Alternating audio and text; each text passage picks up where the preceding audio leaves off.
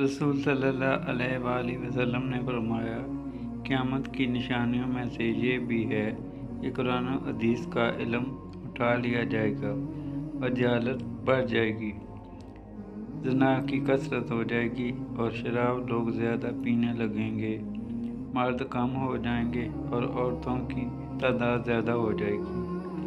हालत ये हो जाएगी कि 50-50 औरतों का संभालने वाला कब्रगीर एक मर्द होगा। फजर और असर के बाद ज़िक्र की फजीलत।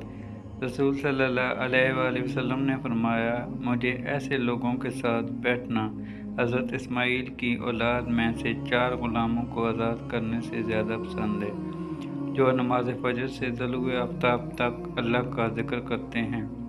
मुझे ऐसे लोगों के साथ बैठना 4 ग़ुलाम आज़ाद करने से ज़्यादा पसंद है, जो नमाज असर से ग़ुरूब आफ्ताब तक अल्लाह ताला का ज़िक्र करें।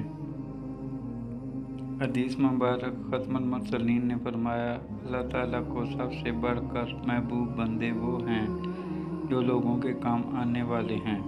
अल्लाह अज़्ज़ा व जल को सबसे ज़्यादा पसंदीदा अमल किसी मुसलमान को खुशी फराहम करना या उसकी कोई तकलीफ़ दूर करना या उसकी भूख मिटाना है।